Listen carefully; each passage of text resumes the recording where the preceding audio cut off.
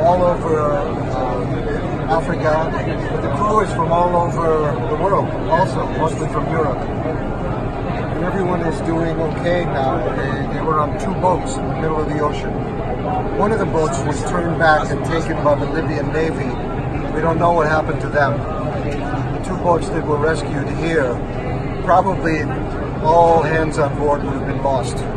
So the people that you see here on this boat, they're only here because of the donations to Open Arms, to the work that Open Arms does. And now the most important thing for these people here is to be able to get to a free port, be able to get off the boat, get on land and start a new life, be taken care of and make a life for themselves.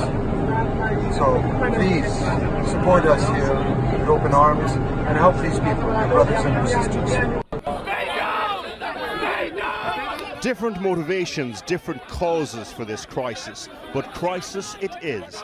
The second boat that arrived that day.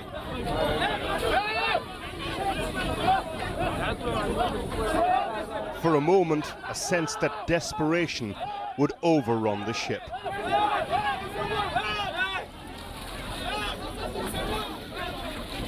What you're seeing is a group of migrants reaching European soil. They're among the many who arrive on Spanish beaches every year. We don't know where they ended up, but we do know they're lucky to be alive.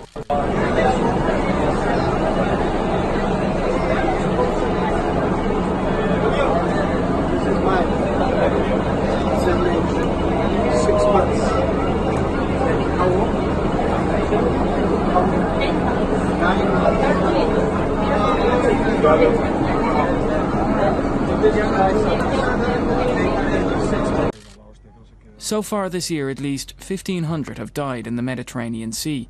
Their route to Europe too has changed, with Spain now the preferred entry point. We can say is that the first indications we're getting from the Spanish authorities is that it is the West African migrants that were most prominent crossing into Libya in the past couple of years who seem to be choosing Spain as their route now. The EU has been criticised for partnering with Libya to prevent migrants from making the journey to Europe. Earlier this week, European ministers met in Paris to discuss alternative approaches. Rights groups have repeatedly called for survivors not to be returned to war-torn Libya, where they're routinely jailed in inhumane conditions. At least 2,500 migrants are detained in centres in and around Tripoli.